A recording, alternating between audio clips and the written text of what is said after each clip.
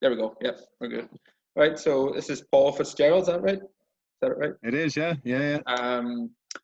Paul, I invited Paul on because I've seen a bits and pieces of his content. I think it was the Goggins page where we first interacted, maybe.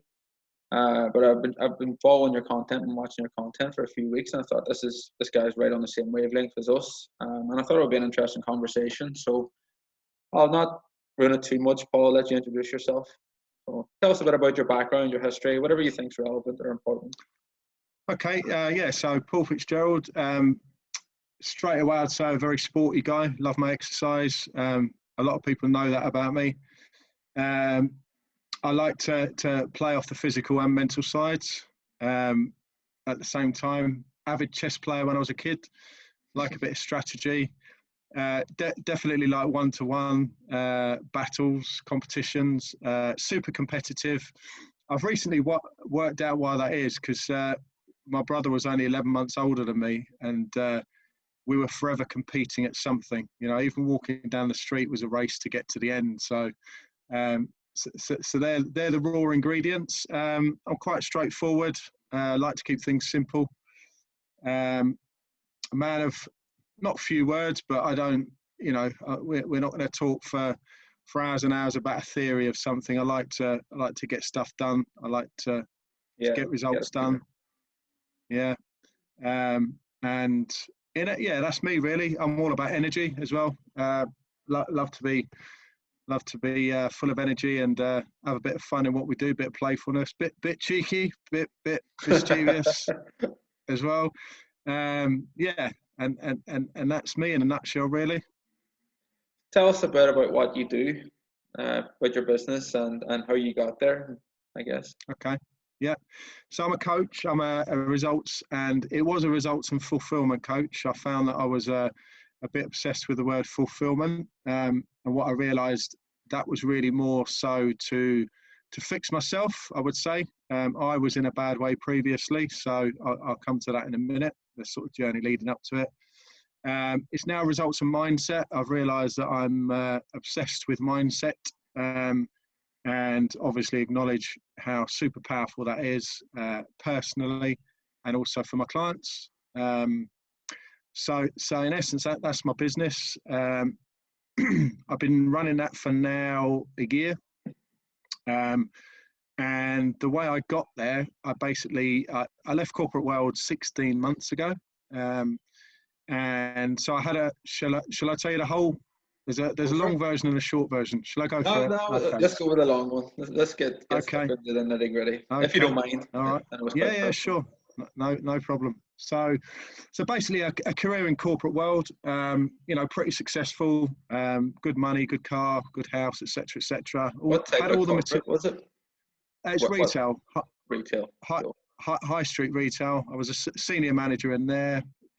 So I was in charge of 8 area managers, and they were in charge of sort of 1,500 staff. So it's big teams, running big teams, quite stressful, quite pressurized. Had no free time, no spare time, or didn't make free time, as we say.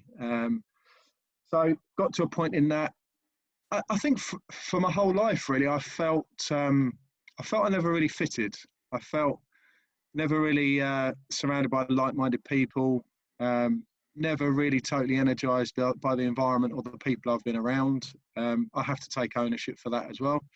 But in the corporate world, I got to sort of the age of 45, really didn't enjoy what I was doing, really didn't enjoy the people I was with, didn't agree with a lot of what we were doing in terms of, the policies and the level. We got obsessed with fluffiness, I think is what it was. And we forgot the results side, and what was happening, we were having meeting after meeting, and it just felt like power struggles across the table in the boardroom, as opposed to having sort of meaningful meetings. When I wasn't doing that, I was going around giving prizes to people, in shops, and it just, yeah, exactly. And it was all meaningless for me, if I'm honest. But it got quite bad. I mean, I ballooned to 127 kgs, 20 stone. I was drinking 2 bottles of wine most nights as a coping mechanism, when I look back now. and also various other just bad habits, terrible eating habits. I wasn't exercising, and I realised that exercise is as much mental as it is physical, for me personally, and I think for a lot of people, my clients. And the more I was neglecting that, the lower I was getting. Got to the point where I was suicidal by the end of it, a couple of years ago. Just at my lowest point. I was lost, I was broken, pissed off, frustrated, didn't know which way to go. And the way I talk about it is my flame was pretty much nearly gone, is the way I describe it, that fire in the belly. Yeah. So got to the lowest point.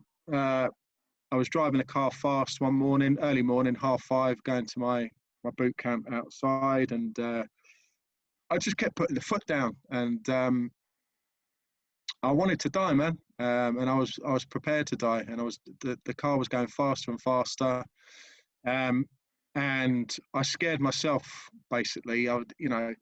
About the only thing I haven't succeeded at when I put my mind to it is killing myself. Thankfully, thank God and all that. And I'm because I'm quite a determined person, and that was. I was afraid of myself. I was afraid of what I was capable of ending it. You know what I mean? And so thankfully, the lowest point, I rang the Samaritans, had the conversation. I can't really remember what it was said, but it was more about just that was my lowest point, and that was the breaking point, as it were. And then from there, I was in tears. I was driving the car fast. I pulled up to the car park of my boot camp. The ironical thing, I jumped out of the car, cracked on the field, as I always do. Tough Fitzy, here he is.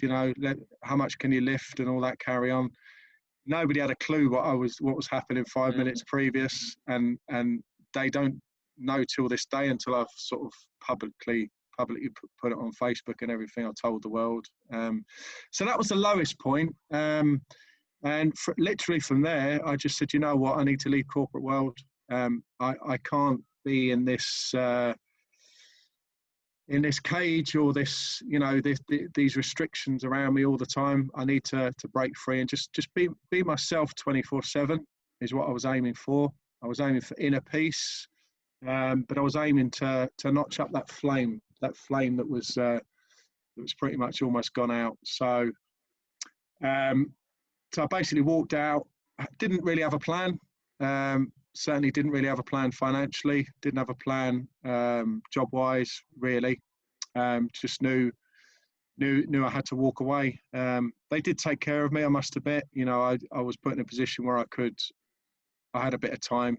A package gave me a bit of time to look around, and so in essence, I went on a journey of self-discovery for 16 months to date, and I'm still discovering about myself. Yeah, man, it's a never-ending journey, personal development. So that's basically what I've done for the last 16 months. And now when I look back at it, what I was doing was number one, rebuilding myself, and boy did I rebuild myself. I rebuilt myself I broke myself right down to the tiniest little pieces, smashed it all down, ripped everything open, with various techniques of NLP, etc., coaching. I've had a coach through most of it. I definitely recommend having somebody there, having a third person outside of what you're doing, looking in and being able to advise you from the outside, and to keep the visual roadmap going, and to keep clarity, vision, and keep you accountable. So what did I do? Well, it's been a while of a time. The last 16 months, you wouldn't have seen me smiling like this back then. I've found a level of inner peace that continues, but I've got more or less an inner peace. I've got mojo back. I've got my flame back. I'm being, the phrase I use is unapologetically and authentically me 24/7 is what I'm being. And that's what I was looking for, I think, all them years, 45 years of that, really.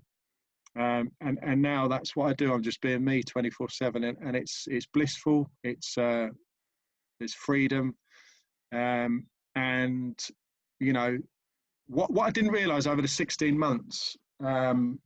I was building my program. I was building this coaching program. I didn't realize it, but the whole time I found myself, jumping on the laptop and pumping in tips, hacks, tools that I was picking up myself to rebuild myself. And literally it was brick by brick at a time. And as I say, that building up the program, did UPW, did Tony Robbins. That was part of my journey. That was a life-changing moment. Especially day 3, for those people that have done it, they'll know that day 3 is it's called a Dickens process, where you basically go deep inside you rip out all of your limiting beliefs and whatever those niggles are, or whatever those mini traumas that you've had. And in the room on that day there was 12,000 people, and there was wailing, there was screaming. It was like, I call it an emotional exorcism. It was almost like the emotion was removing the pain or the restrictions that people had over the years. And it's a very, very powerful process, very powerful 4 days, unleash the power within. I then moved on from there, did various different personal development events. Andy Harrington's another guy. Lots of English, UK personal development events. Another life-changing moment, I studied to be an NLP practitioner. So for those people that don't know, so neuro-linguistic programming. In essence, I would say it's to learn how the brain works and how to really get in there into the subconscious and make strong positive shifts, as opposed to quick fixes that I see going on out there. I'm all about doing proper, deep, meaningful, powerful, complete shifts of people's mindset that they'll never go back. It's just something. I mean, a lot of what you're describing is similar to what to how we work ourselves in our coaching process. NLP is massive. I mean, the language that somebody uses about themselves and others and about the world in general tells you a lot about what's going on. Totally. I think, and people go through their whole life completely unaware of this. That's the shocking thing. I mean, NLP should be something I think taught at schools. I totally agree. Yeah. There'd be a lot less people getting to that point where they're driving that car fast, or they're doing whatever it is. Yeah. Well, you like, one thing that keeps coming back to, I'll talk about language in a minute with NLP, because that's really quite relevant, because I studied language for A level, so don't let me. I've got a short-term memory. So there's a few questions I've been building up. Don't worry. Yeah, sure, all good. Okay, I'll jump straight on that. I'll jump straight on the language. So I studied languages for A levels, Latin, Greek, and French, and so I do enjoy it.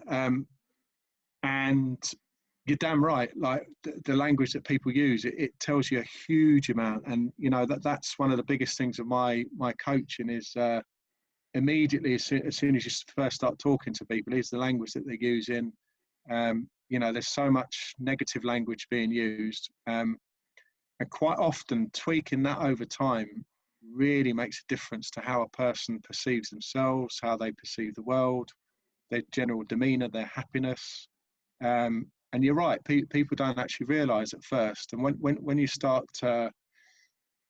making them aware of it, I've got one client in particular. He sends me his sort of weekly update before a call, and he said he goes over it so many times and rewrites it to make sure that he's using the right language for himself, though, not for me. It's not about me, it's about him.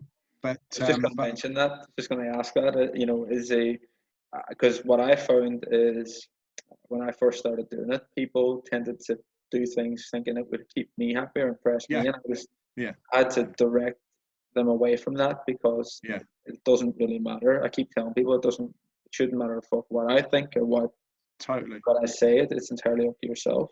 Yeah, people need to grasp that, I think. Yeah. Yeah, totally. And yeah, and what I do, we do weekly videos between us as well, just one-to-one videos when we're not doing the calls, and it's amazing where you see the shift in behaviour and the shift in language over time. Like for example, I get the clients to do cold showers, as is probably quite common out there. Been doing it myself there for about since the start of lockdown. I've been on that. I did it Yeah. a while back, and then I just got out of the habit, and I've just Yeah. recently got back in it, and it's great. It's really Yeah. good. I had it before today's call. I have it before every call, just to get in the right state and frame of mind and all of that. But this guy, so I said to you, part of your thing for this week, I want you to have cold showers. You what? You know, what do I want to have that for? Fucking freezing cold. What do I, you know, why? You know, and you explain the benefits. There's obviously physical and mental benefits, but the big thing for me is about shifting that mindset. Is about them being able to override the subconscious and the regular reoccurring behavior and thought patterns to stop them doing that. You know, that Yeah. inner voice that says, you don't need to do, what do you want to do this for? It's madness, it's pointless, you know, and all of that. Is to get them to override that and basically remind their subconscious that they're in charge. You know, I'm in charge. I'm going to have this cold shower because I want to, and because, you know, this is my choice, and I'm going to overcome the pain or anxiety or the uncomfortableness or whatever it is associated to it. And this guy in particular, so we went from that. I've now got him sending me videos. Cold showers are great. They're brilliant. You know, he's saying, he's saying, I couldn't imagine a day without a cold shower. Like, it's just, you know, I look forward to my cold shower, you know, and all the positive language associated with it. And it's just an amazing shift to see. Anyway, so I've gone off on a tangent there. I told you I would. No, that's good. That's good. So one of the questions that popped up first for me was, you mentioned about your starting position and kind of being in that low point, and you mentioned the Samaritans, which I'm glad you did. There's a few of my clients actually who work at the Samaritans, and I think it's a great service. I think it's amazing that we have something like that available, and you know, here. And what would you say to people who are stuck, kind of are in that position? What would you say to do? What's the first port of call? I think the first conversation is there is an alternative to what you're doing, to the regular stuff that you've been doing, whatever it is that you've been doing. It doesn't matter what the story is. There is an alternative. With the NLP, I absolutely do positive reframes, we call it, and quite simply to be explained is two words: what if, and I've used it forever since I've learned NLP, and it. Some people say, what if a negative thing, you know, say like with lockdown. So what if this is going to happen? What if we never get back to work again? What if, you know, I always spin it into positive. So what if I could do that? What if I could achieve that? What if tomorrow could be better than today? What if next week could be awesome? You know, and you start that process to completely change how they're thinking. And quite often you get that aha moment. You get that look like that. Yeah, what if? Like what if? You know, and then you continue the conversation, and it's so yeah. That'd be the first thing for me. And it doesn't. I don't believe it matters what people have been through. I really don't. You know, there's always a brighter path looking forward. There always is. And it's just about constructing positive behavior and positive routines. You know, routines is a big thing. Can you override discipline? I don't think you can. I think you still need a level of discipline in what you do. But routines, regular automatic routine, positive regular automatic routines can override discipline a little bit. You know, I wouldn't say you could ever remove discipline, No, but I once you agree start on doing that. things, Like, I think, I mean, it all starts. People think that the process starts with motivation, and all this other stuff, but really it starts with doing something, well, just fucking get moving, because that Yeah, generates more momentum. yeah, action, definitely. Action's the only Just thing to get anything moving. yeah, just get on with it. But yeah, and if I was speaking to that person where I was before, if I was speaking to myself, obviously I'd mention my path a little bit, that I've been through it as well with the person, and obviously open up a conversation. Um, how is your world? What's happening? What's going on? I think it's really important that you do, like you mentioned that about showing a level of understanding. I think for a lot of people, they until you show them that you can understand their position or where they're at, then there's no point. They won't listen to you. They're not interested, Yeah, because if they totally, don't feel like they're being understood, then how can you help? In order to help totally. them, you need to understand where they're at and who they are. Yeah, yeah, yeah, yeah, All that stuff. yeah. And I think a big thing is similar to what if. What if for me is more about the future. What if things could be positive as opposed to negative? But also when they're thinking about their issues or their past, I wouldn't say it like this, but it would be a conversation along the lines of, is it really truly as bad as you think it is? Or is your brain actually playing tricks on you a little bit and making it far worse? Um, you know, um, and I'll tell a funny. It's not funny actually. It's a pretty horrendous story, but it actually correlates with what you're saying. And you said, is it as bad as you think it is, and so on. And for me, one of the worst. Most recently, I've worked with one of the hardest things that I've ever had to work with in all my time, and it was somebody dealing with the loss of a child yeah, um, early on, and that was extremely hard to work through. But what I'm fairly lucky in my family is lucky and not lucky at the same time.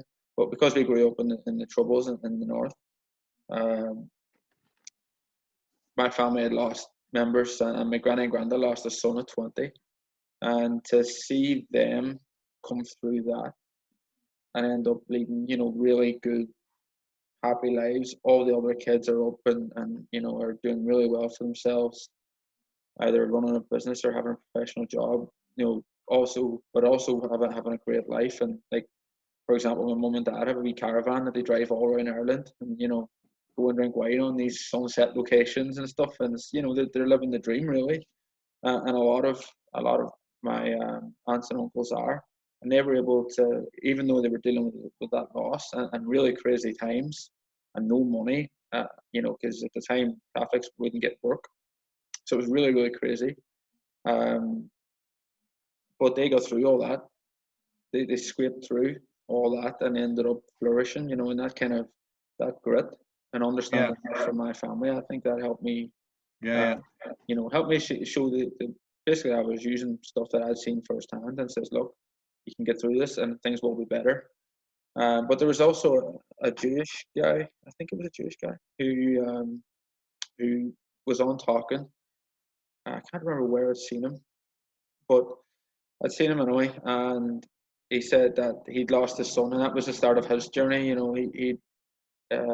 He lost his son at 9 or something to a freak accident, and it just crushed him. And he ended up splitting up with a wife and everything. Just his whole life crumbled. He just couldn't cope with it. And that is my greatest fear. If I have any fear at all, it's that.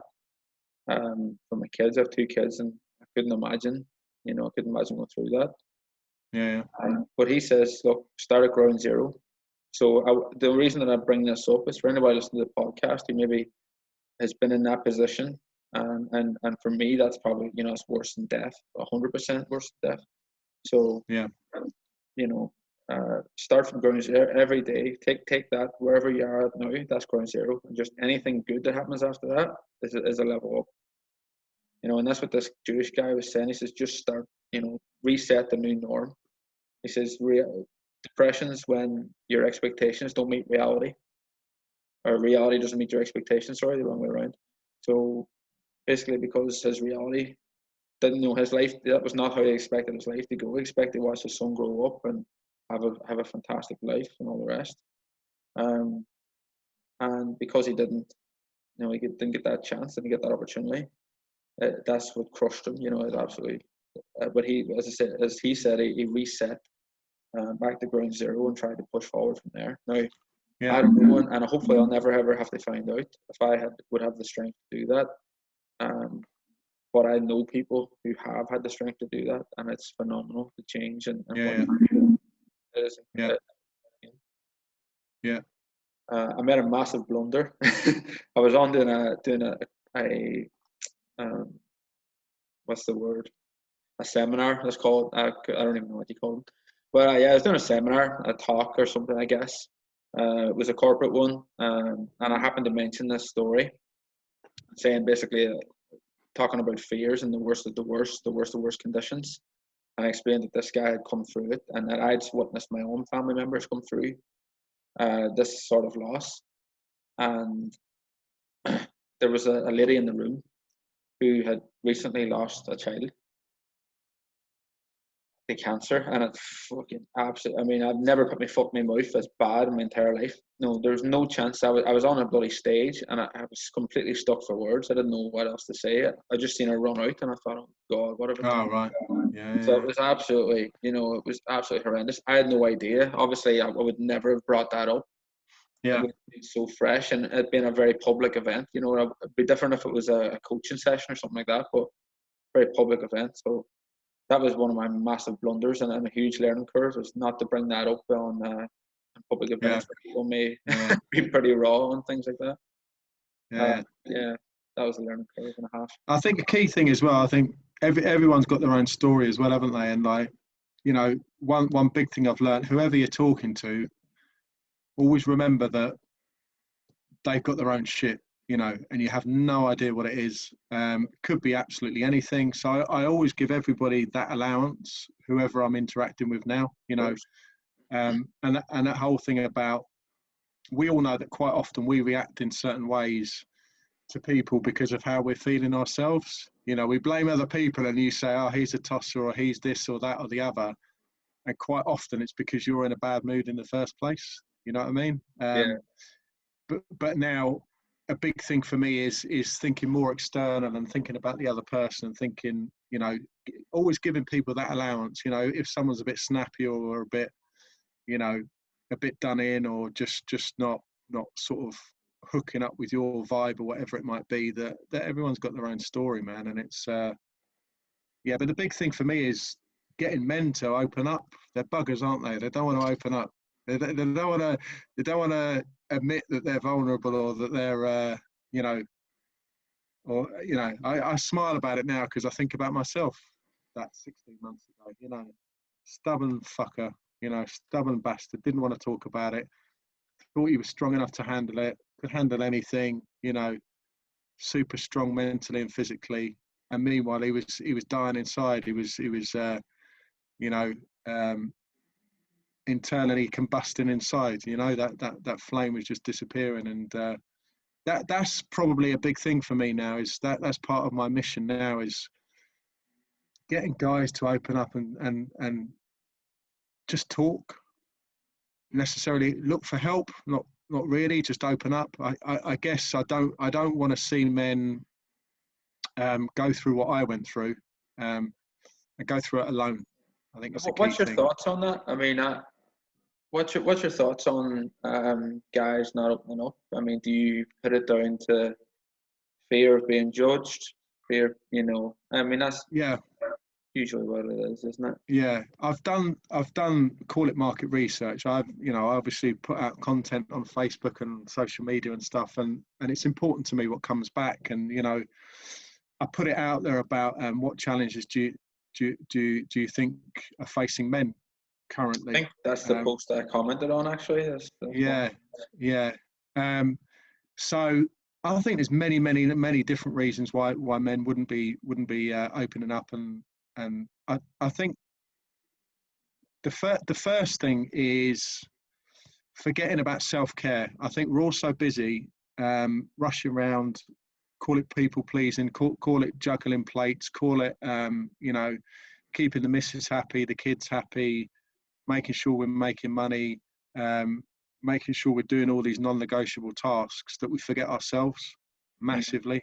You know, and before we know it, you're like I was, this fat bastard who's exhausted, tired, pissed off, unhappy, you know, and it just goes on and on and on, doesn't it? And we stay on that rat wheel, or that hamster wheel, and we just carry on trying to juggle all the plates, trying to keep everybody happy. Meanwhile, you know, the energy levels are disappearing, the happiness is disappearing, and before we know it, it's at crisis mode, isn't it?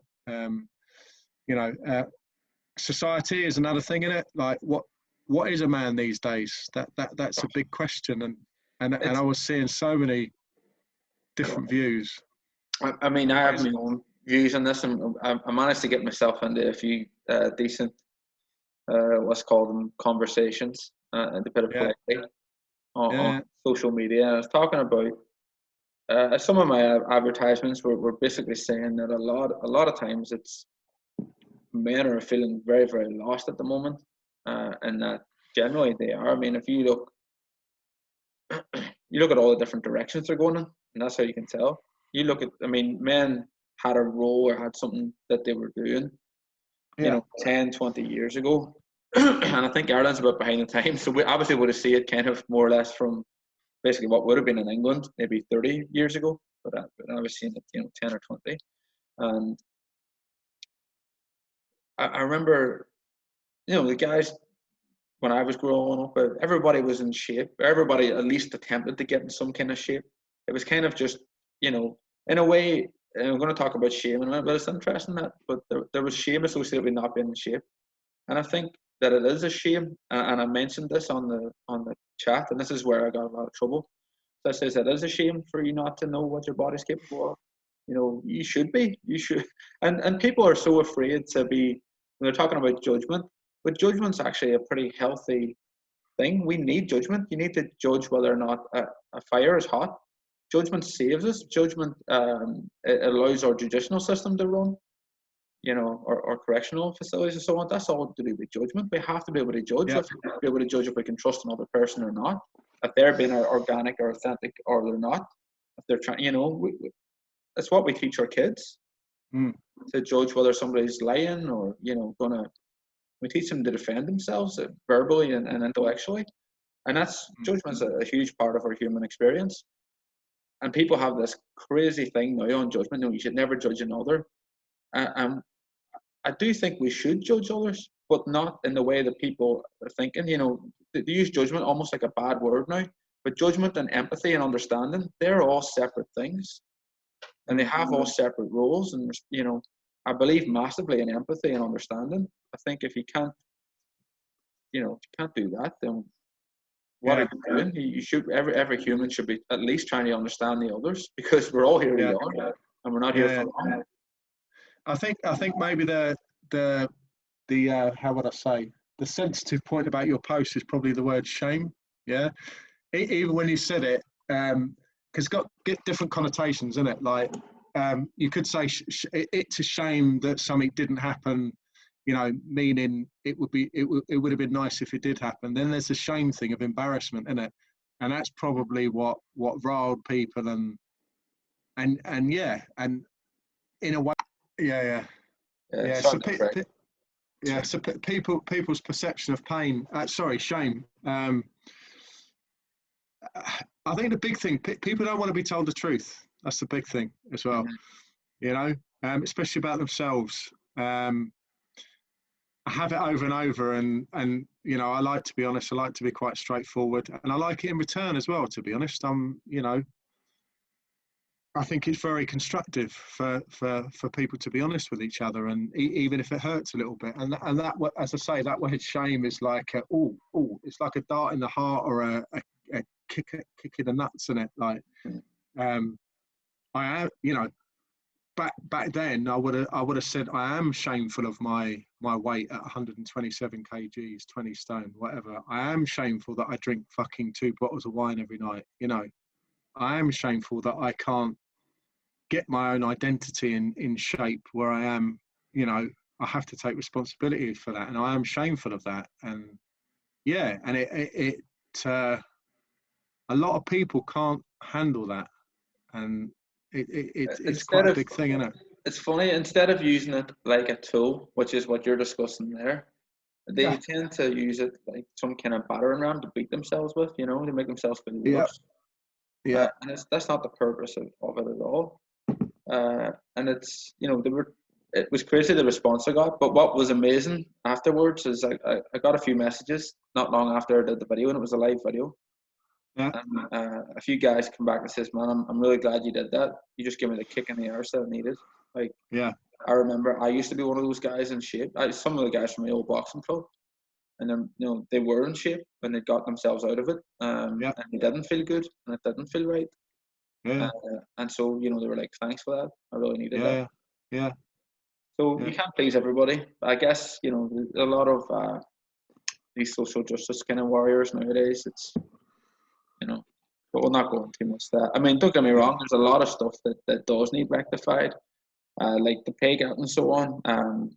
Within Sorry, what was that? The like what? the pay gap within Yeah, professionals. yeah, So like within the yeah, NHS, for example, male doctors are paid more than females doing the exact same work, which is a bit weird, but and stuff like that shouldn't be. But then if you look at some of Jordan Peterson's stuff, which is quite interesting. Do you know Jordan Peterson? I've been introduced to him recently. A few weeks ago, someone mentioned him. I've not looked into any of his stuff just yet.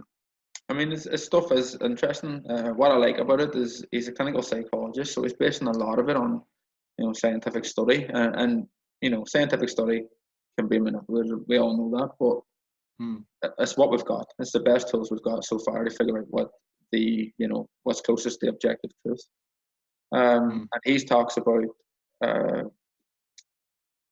the difference in dangerous jobs. So if you look at the percentage of men doing dangerous jobs versus percentage of women doing dangerous jobs, the percentages are so much more. It's like 94% of firefighters are men and stuff like that. And it's not to say that Hmm. it can't be that. It's just women don't tend to want to be that. They don't tend to, they don't. Yeah. They're not as they tend to be more risk averse um, than men, and that's just across a wide body of evidence. Yeah. So that obviously that's going to have a factor in average pay. So I don't think average pay. I just want to nibble in there and when average pays and pay gap, but we'll move Yeah. back off that again in case somebody gets triggered or whatever you want to call it. Yeah, well, I triggered something on a bloody Goggins Facebook group as well the other week. I put some content on a few groups, and that was one of them, and it was the only one where it was it was the one about what challenges are facing men currently, and a militant lady, to put it politely, jumped on the post and was really really really abusive, my whole thing was trying to get men to open up, as I said, preferably, privately get them to open up, within themselves, within their circles, within their communities. But if they're even brave enough to do that on social media and they're comfortable with that, then that's a good thing as well, right? Absolutely.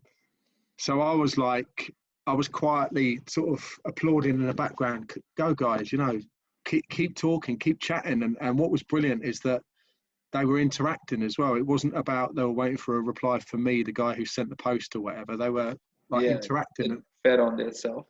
Yeah, and it was building. It was really building. Like there was hundreds of comments on it, and it was a really, really good, productive conversation. But this woman jumped on and she just went off on one. You guys are a load of fucking pussy asses. We come on here because we're all tough Goggins fans, and she's probably could be one of those people that are super fit, super strong, big muscles and all of that, and fine, whatever. But that isn't that the whole point. Guys Yeah. should still be given the space to be vulnerable. It's a key point, isn't it? I think showing the vulnerability is a sign of strength. If you're Yeah, totally. if you think of it in terms of the animal kingdom, if you're that strong, if you're strong enough to show that you might be vulnerable, because once you're vulnerable, you're open to attack. But if you're showing that, you don't mind showing that you're open to attack because your strengths are strong enough to cope with it, You know, Yeah, then that's part of being a man. I think. I think men totally, should be doing that. totally. And if you can bring it to those levels, that's advanced levels Yeah, of yeah, that's true. you know, knowing yourself and being comfortable in yourself and being totally, as you say, vulnerable and yeah, not worrying about the hyenas at your back. I don't know if you see it. There's a little clip with a lion and a group of hyenas, and the hyenas were after the lion because he was showing vulnerability. But the hyenas didn't realise that his bigger brother was round the corner, and he You're backed in him the up. smash. Yeah, he did, and then the hyenas run off. So yeah, it's just all of that is just a big shame in that sense of the word. A big shame, as in it's Yeah, it's a shame yeah, that we're not able to do that peacefully without getting. yeah, yeah, But I think that's it's funny because women tend to have. I mean, I have female clients as well, and they tend to have. Uh, I speak to them about this stuff because I'm always interested in getting the other side, the other perspective. We probably do think differently. I don't know the answer to that. Maybe we do, maybe we don't, but I think we do. mm, Um, and a lot of scientific study says we do, so I'll go with that. yeah, yeah, And women want. It's funny because if you look, they talk about women don't care about money or how well you're doing and all that. But if you look at marriages across, and actually they did a poll in America. Now I don't know if America's a bit different, but they did a poll in America, and basically women wouldn't marry down in income, which baffles me because if you're a high yeah, a high flying woman, now that's not true for all. I know that's not true. There's plenty in my own family are an example of that. mm, We have really strong women in my family, and I'm grateful for that. But it's but women tend not to marry down anyway in regards to income. They mm, want help and they want somebody else. But then, if you've got two people who are living that, then where's the balance? If you have two people who are living that, say, a corporate lifestyle, maybe it's something like you yeah, are, where do you get balance in that? There's no yeah, yeah, space. yeah, Um, so it does baffle me. It's a lot of the stuff's contradictory. They want men to be in touch with their feelings, but then that's off. Do you know, it's like where the do, fuck do you go from there? we you know, I've had a few conversations with guys, and like the biggest problem, the goalposts keep moving, man. You know, Yeah, we, yeah, we, we, we think right, this is what a man should do, yeah. according to society, according to my immediate environment, according to my close friends, etc. Who knows what the hell a man's meant to be doing these days, you know? And you got let's not even go into the whole, you know, trans stuff and all of that. You Oh, know, yeah. I don't even want to touch on the subject. It's not a subject so, I've discussed yet. It's just something. so Who am I to talk on it? I do not understand. So yeah, there's no yeah, point. yeah. But my only point is, if you chuck all of that into the mix, I don't know, Yeah. call it baking a cake or whatever, then what is the ingredient? What is the solution? What is a man meant to be? Who the fuck knows? Nobody knows, you know. So I suppose from my perspective is that thing of just being able to go internally and find out really truly who you are, and just stick with that, path, man. And you know, because my journey's then moved on to this ego versus soul thing as well. You know, I was Mm. I was Mr. Ego before, Mr. You know, I quite like but ego versus soul. yeah, That it's really sounds. interesting. Yeah, I'm gonna get into that next day. I like It, that. it, it's really fascinating, yeah. And I'm a novice. I'm still a novice, but there's certain key principles where I find myself with any of this sort of stuff. I think it starts with self-awareness, you know, and if you can see triggers of negative behaviour or egotistical behaviour, if the further off you can see it, and the more early you can fix it or resolve it or block it, the more chances you've got with everything. And we do a lot of that. I do a lot of that with my my clients. I've got a pretty interesting question then, based on that whole concept, which Yeah, I love, by the yeah, way. It's great. yeah, yeah. What's your thoughts on ego? Is it a bad thing, a good thing, essential, non-essential? What do you think?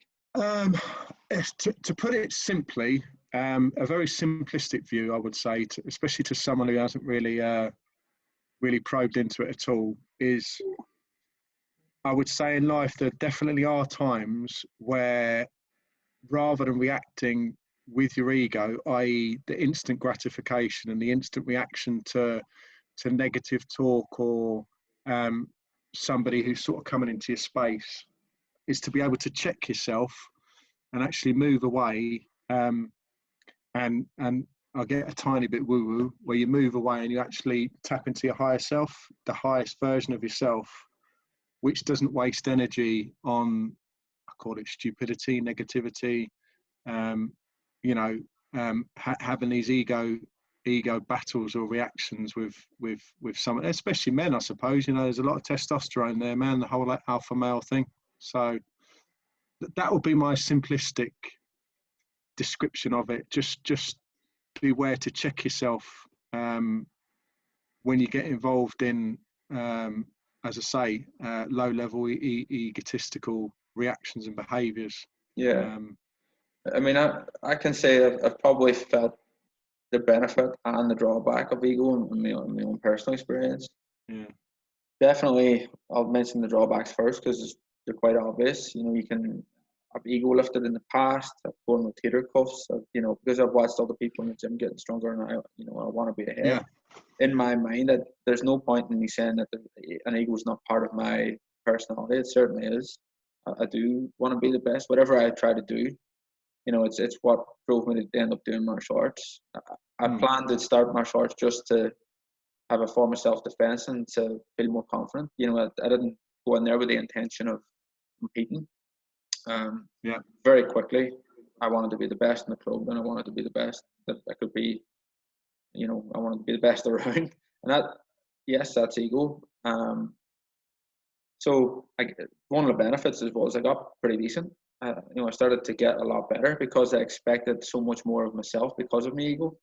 I wanted that and I expected more of myself. So I do think that there's room for ego. I think it's an important thing for anybody to have, but definitely men to have. But on the flip side, it's I think you have to think long term when it comes to ego.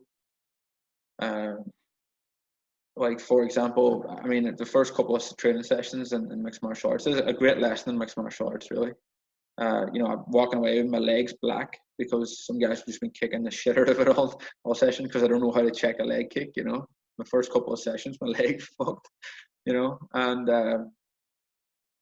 being able to just say, you know what, you're not going to keep, I'm going to go and sit down and not fucking do this spar because you're just destroying my leg. But I wouldn't have done that, and I didn't do that. I just kept on going and get my leg destroyed. But that just ended up meaning I couldn't train properly for the next week, So it affected the long-term process. So I think you have to think, you have to be patient with your ego. It's okay to have it and to aspire to more as such. Yeah. But to be patient and understanding with yourself as well. I think you need to have that yin and yang. So that you can sit down and say, no, I'm going to be patient today. I mean, I almost got my arm broke the first couple of weeks in jiu-jitsu because I wouldn't tap the bar. That should fucking change, I can tell you that. I've tapped millions of times since then, millions of times. I'm very happy to be caught in things. I learned something new. I think it's about approaching approaching life with that process in mind. Thinking about getting better rather than being the best. Yeah. I came out with a phrase to my mates a while ago, and they called me out on that, and they said, that's a load of bollocks. I said, that's not you. I basically said, I'm going to enjoy the journey from now on. Yeah, it's not about the destination, or it's not about winning. And I got so many looks from the lads, and they were like, what a load of bollocks. I don't believe a word of it. Yeah, every session that we do, you want to be number one. You want to be first. You want to, push yourself to the extreme limits. And I'm like, okay, all right, you're right. Yeah, you got me. And they knew. They're just laughing at me, man. They're just like, what are you talking about? But you know what? Over time, and again, this isn't being more woo-woo, whatever. Over time, it's similar to what you've just said there about. It really isn't about the prize. It really isn't about the medal, the prize, standing up there as number one. I believe the better way, the sole way of doing it is just to be the fucking very best you can possibly be in all circumstances, you know. 100%. And if somebody's going to beat you, man, they better bring it, you know. And it's that as I think opposed to that's a really good point. Like, I think I mean, from martial arts is a brilliant analogy, and it's the way I understand my whole life. To be honest with you, I kind of break it down in terms of that, and it makes things very simple for me. But you know, when you're in the gym, you're training, whatever, you're practicing. That's not the time to let the ego get involved. That's the time to be involved and let the soul and the journey and just enjoy it. Have a laugh with your friends. You know, if you get tapped out a fucking 100 times or if you get smashed, it doesn't really matter. You know, it's the same thing in business. If you put out an ad, it doesn't fucking work. If you try and you balls up a sales, none of this. I mean, it shouldn't matter. Just take what you can from it, learn, don't repeat it, don't repeat the mistakes, and away you go. You know, but then when it comes to competition time, you know, I think then you have to kick into that darker side or that ego side. Have you seen the Mike Tyson? Have you seen Mike Tyson's coming back? Yeah, I've seen bits of it. God, I am ridiculously excited for this. Like, who's he going to fight though? I haven't seen that. He's not going to fight normal younger boxers, is he, or is it? I think he was talking. I think there was talks of him fighting Evander Holyfield, like a rematch or something, which would be pretty. Okay. That'd be pretty cool. Yeah. So two older fellas, that's fair enough, isn't it? But for him to step back into although arena. Man, you have to make the point that a lot of these guys are on HRT, you know, which is pretty much like that's like taking 10 years off your body, 10, 15 years, that shit. What is it? He's 53 or something, is he? Something like that? 53, yeah. He mentioned his ego. That's what triggered my memory. He talked about his ego. He talked, my ego's back. The gods of war have reawakened my ego. I was like, shit. Wow. You know, if he's shit. How are you going to fight that? Like, if he's awakening, then everybody needs to listen. You know what I mean? He's just a beast, and he's just like something else. It's you know, it's definitely exciting. Like, I think like what you're saying, they better bring it, and I think it's about man. In everything that we do, we need to put our all in. You know, if you're not fucking into it, you know, then that's. You know yourself, and you know you're short selling yourself. That's the thing. You've got to wake up every day, look at yourself in the mirror, and say, "I'm short selling myself." Yeah, totally. Which is bullshit. That's not a good way to live at all. Yeah, and that was part of the thing of me in the corporate world. I was doing so many activities, I wasn't in it, and I'm very much sort of all or nothing. That's my own personal, what would you say? My own personal lookout. It's not perfect by any means, but it's just the way I am, and. But yeah, you've got to do stuff that you fully enjoy and that you fulfill you, and then, as you say, you've got to do it for real, haven't you? You got to do it, man. You got to go for it, as opposed to pissing around. What's the point in doing things half-assed? It's pointless. You're not going to enjoy it. You're not going to get the benefit out of it, and it shows as well, doesn't it? You know, when you're interacting with someone or you're in a project with someone, and you can just tell they're not in it. So what always amazed me is, and I could tell my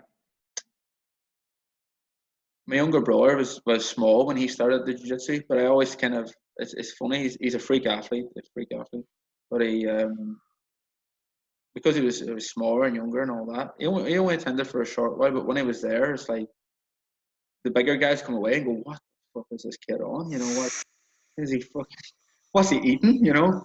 And it was just because like he has this thing of just he doesn't know how to do anything by half. Like he literally there's not, which is probably why he's such a freak athlete, you know. He doesn't understand the whole by half thing. He's just all out, you know. He empties everything in. I think it used to freak a lot of the bigger guys out. And they're like, Jesus, because for him that was like a real fight or flight type thing. Whilst that's not a good idea to do in training, that's what made him scary. You know, that's what people were like. What's that kid? Intensity, innit? Level of intensity. Exactly. Yeah. I have to pull. Sorry, go ahead. Go on. I have to pull back on certain things. Not so much now, but when I was younger, if I get involved in stuff, I'm full on, man. I just, you know, and it's not ego. I wouldn't say it's ego. It's a flame inside. It's something inside that you're just going to do your very best, and you know, actually, we do a fair bit of identity work in my coaching, right? I don't know, are you into all that, but you know, the higher self and the low, yeah, the higher self and the lower self. And put it this way, and the people that know me laugh at this. Well, I said my higher self was called Fearless Fitzy, right? That was the initial higher self, but then I was like, you know what? It's fucking exhausting being Fearless Fitzy 24/7, right? So, and then the other end of the scale is Frail Fitzy, the guy in the darkened room, the guy who doesn't have answers, you know, bent over posture, doesn't want to speak to anybody, confused, done in, broken, all of that. But what I've now found is a guy in the middle, the peaceful terminator. Yeah.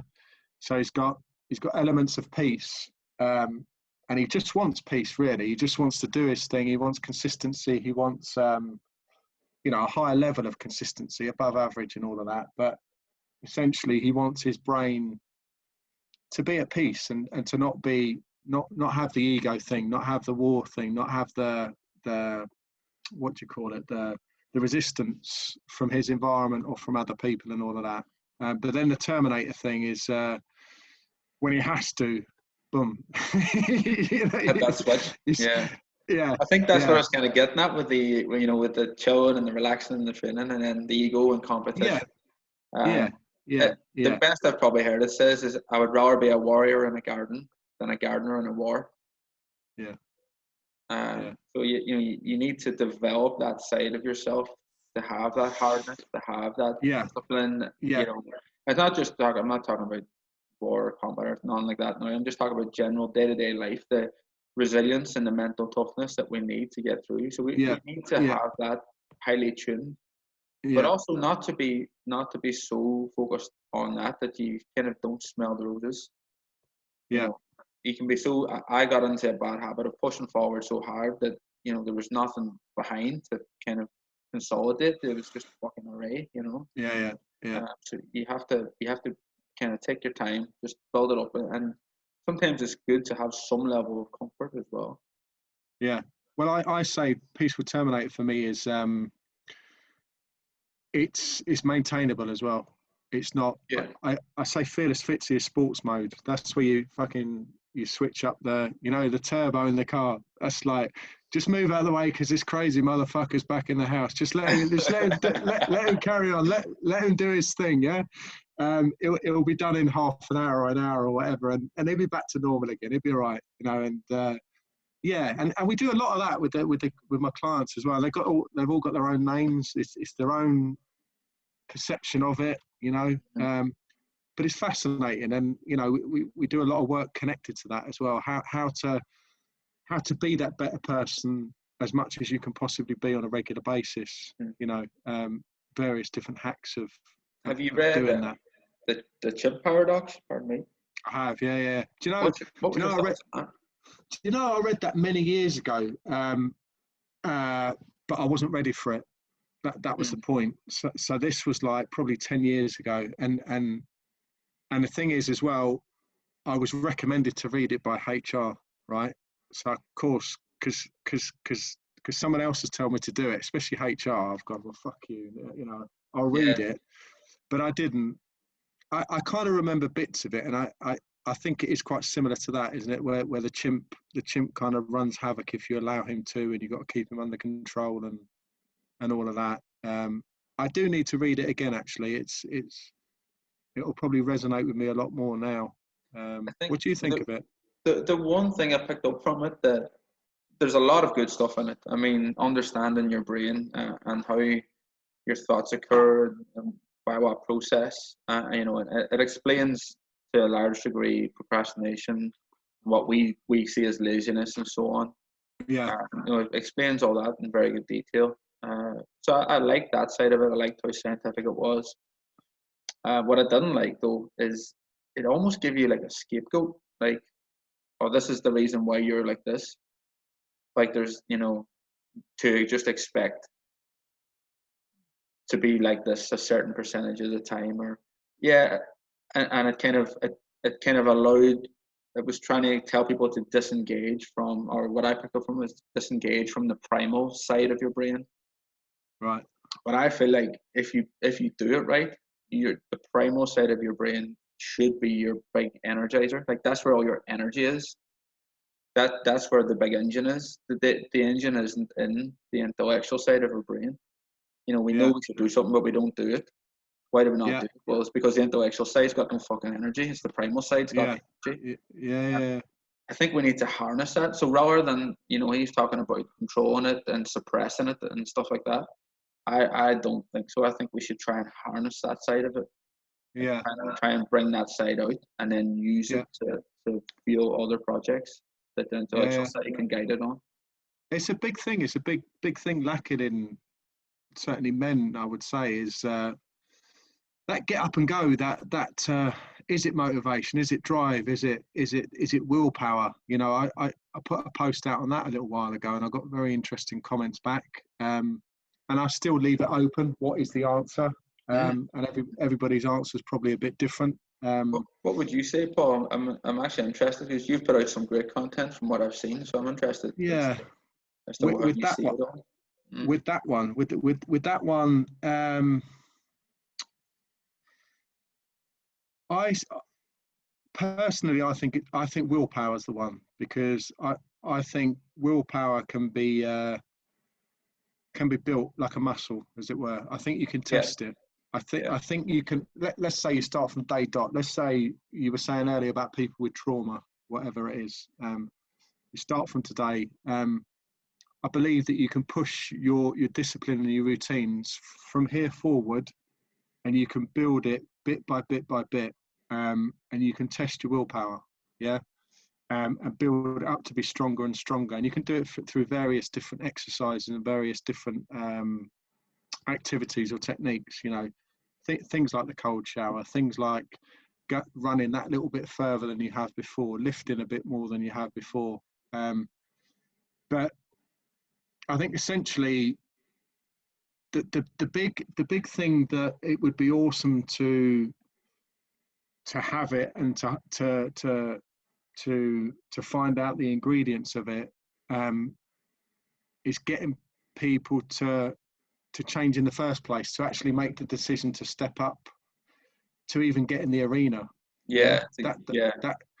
That seems to be the biggest one, where people are sitting in their fucking comfort zone, you know, and it's all nice, it's all rosy, it's all, you know, they're all covered by the fluff or whatever it is, and, you know, eating cakes, you know, watching Netflix, and, you know, that bit takes, you know, when I start with a client, I have to be really, really, really quite forceful when we start off to just get that ball moving, that energy, that momentum, that big boulder that's been sitting in front of them. I think in a lot of cases, you mentioned identity earlier, and I smile because that's probably our kind of centerpiece in regards to how we approach things. Yeah. I do believe that's what it comes down to. It's who are you? Yeah. Yeah. And you know, people need to realize that all the time that they're creating the evidence in the real world for who they believe themselves to be. Yeah. If they don't change that belief of who they think they are, then none of the evidence is going to change, and nothing's going to change on the outside if you can't change it up in here first, you know. Yeah. Yeah. And I think also similar to that is, I do quite a lot of visualizations about that next level, about that. You know, I've got one person who wants to be a CEO very, very soon. You know, he's quite a high level senior management, but he wants to break through that barrier and be a CEO. And I'm like, you have to believe it, and you have to look forward. You have to visualize forward to see what that person looks like. And we've done all that. We did quite a few techniques of, you know, who is he? Tell me who he is. You know, blank screen, put him up there. Tell me in all his glory. What does he look like? Tell me all about him. Tell me his characteristics. Tell me, you know, what's happening in here, you know, his heart, his stomach, his brain, what's going on there. And to really believe and look forward and be excited about being that person as well, you know, for that identity thing. And I think you can apply that to whoever at any level. It doesn't matter. Yeah. that visualization seems to be a good way to raise somebody's energy, to get them to get that. One of our guys in the group, what do they call it? The critical threshold or something. Basically, that's starting energy, you know. But a good way we tend to do it for some of our clients. It's funny because we push hard, but we also start people off small. So we have a small threshold, and we have something called the 2-minute rule. It's basically swinging the 80-20 principle on its head. So you work out for 2 minutes and rest for 8. And if that's what it takes to get somebody started, then that's what it takes in regards to the training. But the same thing goes, I mean, I'm in the process of writing a book like that at the minute, where I'm literally doing 2 minutes at a time, which, you know, sometimes I do longer, sometimes I don't, but it's still stay relatively consistent with it.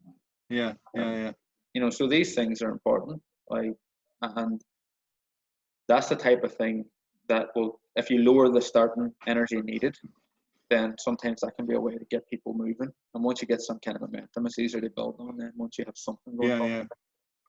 It's definitely the first momentum, definitely that first shift. And as I say, I do a lot of work in the subconscious with that, because that program's been running for years, man. They've been doing the same old shit for 30, 40 years, you know, over and over and over.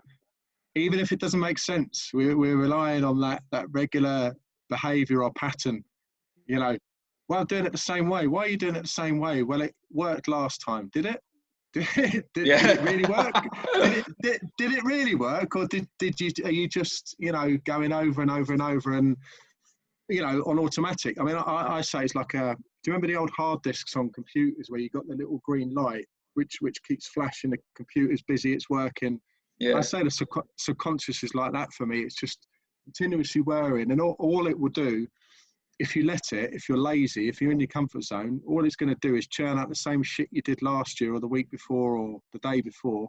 And if you're comfortable with that, then fine, crack on, you know. But there'll be a limit to your progress, won't there? There'll be a limit to what you can achieve if you just rely on that. You've got to. I think a lot of people tell themselves that lie, don't they, about being happy. I'm content with how I am.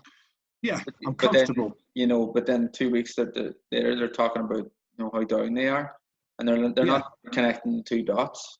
Like, if you're like you mentioned earlier, if you're sat on Netflix and eating shit all the time, that's fine. I mean, I still sit and watch film on Netflix from time to time, and I still like enjoy sweet food.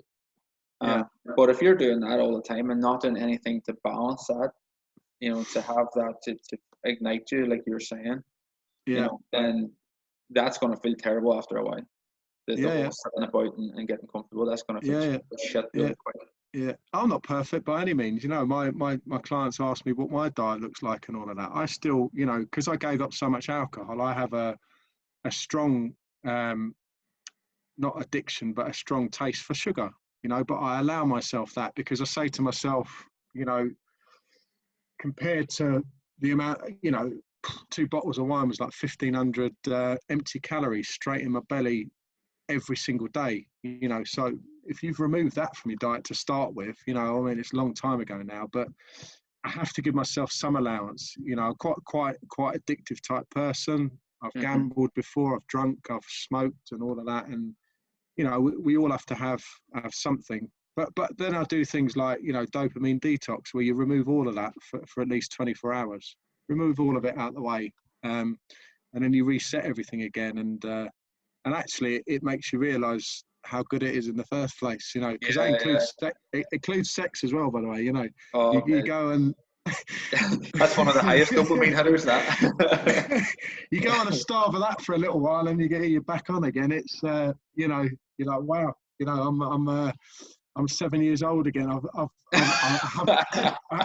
haven't experienced anything. You know what I mean? And so yeah. As I say, I mean, the key thing, I said, I'm not perfect. But like you said, as long as most of the time you're doing positive things and you're doing things that are benefiting you across the whole sort of wheel of life, then that's what it's about, isn't it? Really? No, I don't want to be perfect. Certainly don't want to be an angel or anything like that.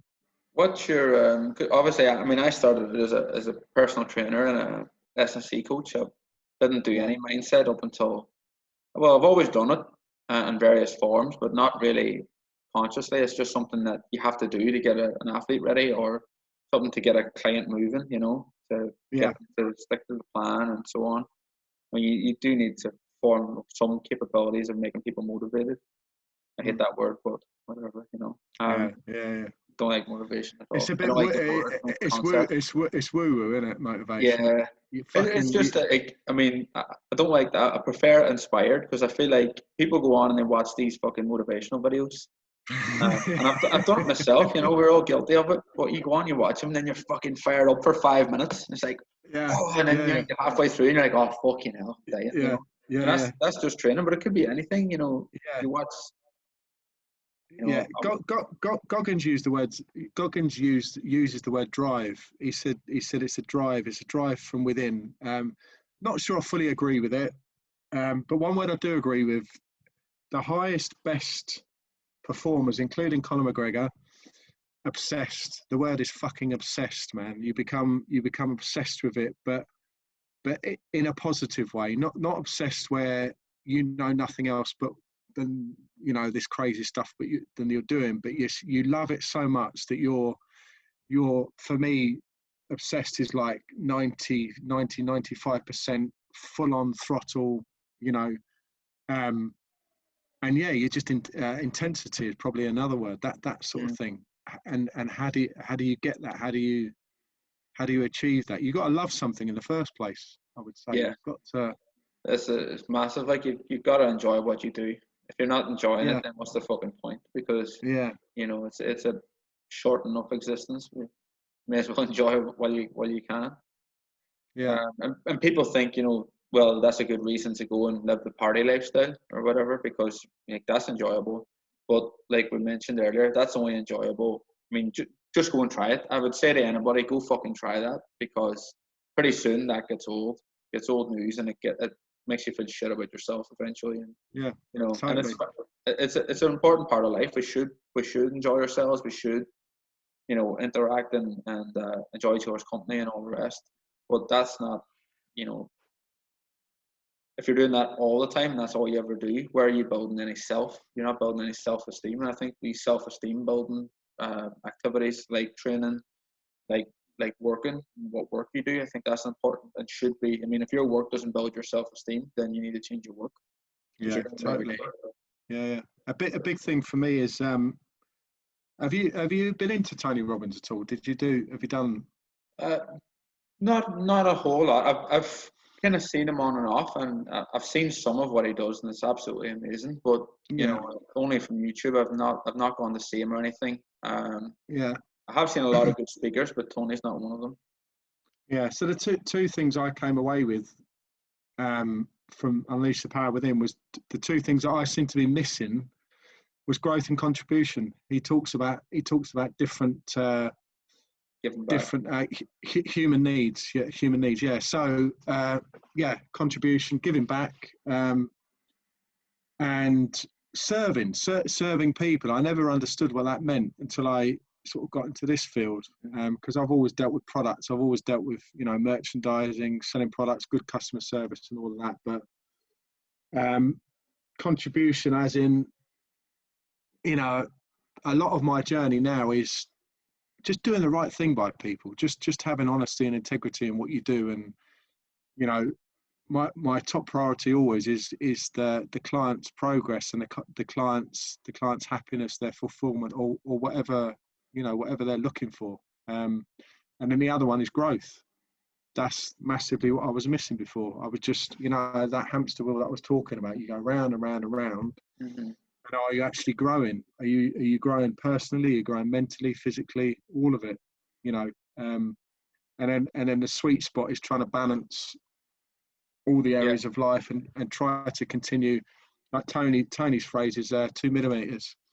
He said you just aim for 2 millimeters progress on a daily basis. Great way to look at it.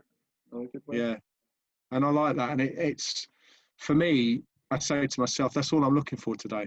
All I've got is these 24 hours. I don't look beyond that, especially with alcohol and stuff like that. I say I've got 24 hours. Let's just do the best I can do today. Push that 2 millimeters, and then all of a sudden things start happening, don't they? You get into conversations with people, and you attract positivity. You attract good things. So, and then also, what can you control? What do you focus on? Do you focus on all the shit that you hear on the news, or do you focus on what I can control, which is mainly this, isn't it? It's mainly that, isn't it? There was a great spot about that. Have you ever read 7 Habits of Highly Effective People? Yeah, Stephen Covey, isn't it? Yeah, that was fantastic. I really enjoyed that book. I liked his whole take on the parenting. Actually, he mentions his kids in it a lot, and I took a lot from that. I took a lot. Why do we act the way we do to our kids? Do we tell them off for not sharing and things like that? Is that shame on our behalf? Are we then, are the kids feeling that? Of course they are. They're feeling that you're ashamed of them for not feeling, for not sharing and stuff like that. And it was good. It's teaching you kind of not that, but kind of teaches you not to expect, from your kids what, not expecting too much basically from them, stuff that they can't do. You just have to love them no matter what, and let them develop on their own. They'll develop their own capabilities in their own time. That was good. That was very, very good. But he also talks about the sphere of influence and sphere of concern. I love that concept. Yeah. It's quite big in it. Big in NLP. That is what you can locus of control. Basically, what can you control and what you can't. And there's so much we can't, and so much that people waste energy on. The what if question, isn't it? Yeah. You could go on forever. The what if, like fucking, I don't know. I've held off asking about it, but I'll throw it in there now. I think it'd be an interesting one to throw in. What's your thoughts on the whole coronavirus thing? Because that's something that's completely not in our control. It's just. Have you any thoughts on it? Do you know? Well, I think I said to you before we started that I don't watch the news. I watch bits of it. I don't get wrapped up in all the stuff. I'll watch like the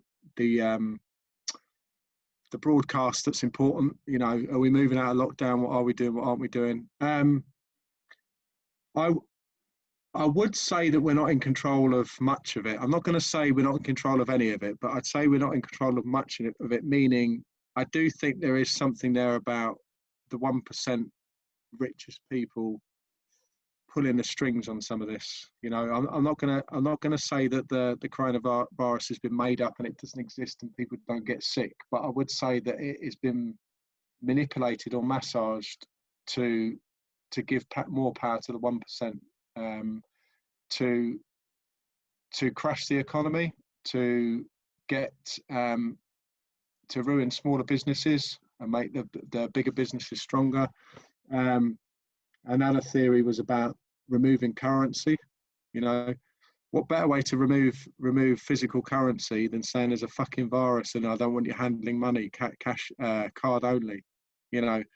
So I kind of, if I am influenced by any of the information out there that people are putting out, there is something there for me. And there's a guy many years ago. What was his name? David Icke.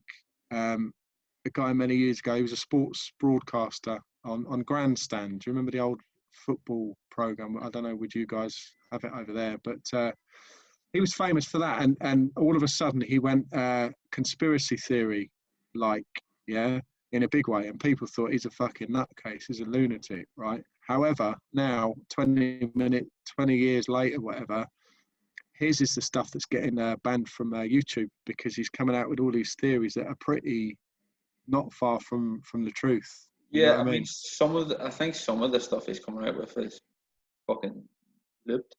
I mean, trying to say that the Queen's a lizard and all this other stuff. I don't know. I fucking hell. Some of it is off the wall, yeah. Some of it is completely off the wall, but some of this stuff, well, I think he's a very clever person because what he does is he provides a ton of rhetoric and then he throws in something wild. So he'll say stuff that we fucking know it's true, right? So he'll say stuff like, they're manipulating the economy. Of course they are. They've been doing that for fucking, forever. And they want to control masses. Of course they do. Yeah. So they're saying stuff that like none of us can disagree with. It makes perfect fucking sense. Anybody in Yeah. that position probably do the same in most cases. Yeah. So, and then they'll throw in something like a fucking, the Queen's Lizard or 5G or something along Yeah. those lines. The 5G is quite a fun one, isn't it? That's like that's a fun one. I mean, I could be completely wrong on this, and in future I could be laughing at myself, but that's fine. I'm happy to do that. But for now, it does seem ridiculous. 5G idea, but there's a lot of, as you say, I think generally, there's going to be a lot of people benefiting from this economic crash that's coming. Totally. A lot of people, Yeah. Bill Gates' name's been mentioned a lot, isn't it? Saying that he's benefiting, he's putting a lot of strings in that, and he wants the virus, doesn't he? He wants the vaccines rather. I tell you another thing is these apps that are going around saying what is it? Tracking apps. Yeah, I'm very suspicious of all of them. I wouldn't be touching them myself. Like. Nah, I wouldn't be touching none of that shit. Because that's the whole control thing, isn't it? The whole. To be honest, we're already. They can find this. You can. If you have a smartwatch, I don't. I've got a little basic one, a stopwatch. But if you have a smartwatch of any kind or Apple Watches or anything like that, they have all got information on them. But they had that stuff. I mean, we were aware of it in Ireland probably because they had that stuff in the 90s. They had the technologies coming out now. The military had it 10, 20 years ago. Yeah. So they had that stuff there, and they were tracking people then. I've been there before. That's one of my stories in corporate world. I worked for a company that had trackers on our cars. I was an area manager. Supposedly, respected, trusted. You're put in a position that because of trust. You're trusted to go out to different stores. If I was in charge of 20, 30, 40, 50 stores, you're trusted to go out there and do your thing and make a difference and, drive sales, profit, engagement, customer service. However, we're going to put a tracker on your car because we don't trust where you're going to be at a given time and all of that. And not only that, we were challenged on it as well. I had a couple of things where, let's say, for example, I had to go to Southend Airport to drop somebody off first thing in the morning. And it was outside work hours. It was before I was due to a shop. And I was challenged on it. What are you doing in Southend? I'm like, well, for starters, it's before fucking working time. Yeah. And I'm dropping somebody off at the airport. And then we had to punch in with our fingers, fingerprint punch in like a factory. Oh. Yeah. So I've been there before. Yeah. So. That's the one thing. I mean, I've never been. I've probably been an okay employee, but I've never much enjoyed it. I've lectured at university and I've done various forms of employment before, but none of it really settled me in.